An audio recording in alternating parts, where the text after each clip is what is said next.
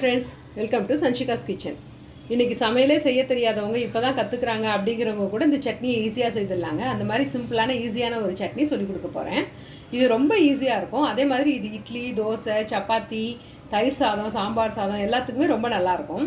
இதுக்கு தேவையான இன்க்ரீடியன்ட் பார்த்தீங்கன்னா ஒரே ஒரு வெங்காயம், ஒரு தக்காளி, ஒரு சின்ன அளவுக்கு புளி, கொஞ்சம் உப்பு, ஒரு 3 காஞ்ச மிளகாய் எடுத்திருக்கேன். இதோட ஒரு டீஸ்பூன் அளவுக்கு நம்ம நல்லெண்ணெய் சேர்க்க போகிறோம். அவ்வளோதான். இது எப்படி செய்யலாம்னு பார்க்கலாம் வாங்க.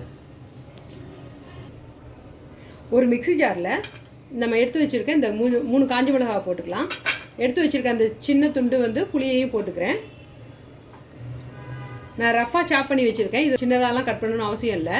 இது பாருங்கள், நான் ரஃபாக தான் சாப் பண்ணியிருக்கேன். இந்த வெங்காயத்தையும் போட்டுக்கலாம். கூடவே அந்த ஒரு தக்காளியையும் அதையும் நான் ரஃபாக தான் சாப் பண்ணியிருக்கேன். அதையும் போட்டுக்கிட்டேன். தேவையான அளவுக்கு உப்பு எடுத்து வச்சுருந்தோம் இல்லைங்களா, அதையும் போட்டுக்கலாம். இது கூடவே நம்ம ஒரு டீஸ்பூன் அளவுக்கு தான் நம்ம எண்ணெய் விடுறோம், நல்லெண்ணெய் விடுறோம். அவ்வளோதாங்க. இது எல்லாத்தையும் இப்போ நம்ம ஒன்றா சேர்த்து அரைச்சி எடுத்துகிட்டு வந்துடலாம். அவ்வளோதான். இப்போ நம்ம சட்னி ரெடி ஆகிடும். அவ்வளோதாங்க. நம்ம இப்போ இந்த சட்னியை ரெடி பண்ணிட்டோம். இந்த அளவுக்கு அரைச்சா போதும் இந்த சட்னி. இந்த சட்னியில் நம்ம தண்ணியே விடவே இல்லை. வெங்காயத்துலேயும் தக்காளியிலும் இருக்கிற தண்ணியே இந்த சட்னிக்கு போதுமானதாக இருக்கும். இந்த சட்னி இப்போ ரெடி ஆகிடுச்சு. இதை ஒரு கப்பில் நம்ம ட்ரான்ஸ்ஃபர் பண்ணிடலாம்.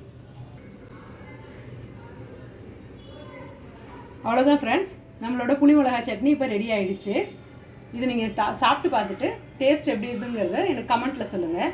இந்த சேனல் உங்களுக்கு பிடிச்சிருந்ததுன்னா லைக் பண்ணுங்கள், ஷேர் பண்ணுங்கள், கமெண்ட் பண்ணுங்கள், மறக்காமல் சப்ஸ்கிரைப் பண்ணுங்கள். தேங்க்யூ.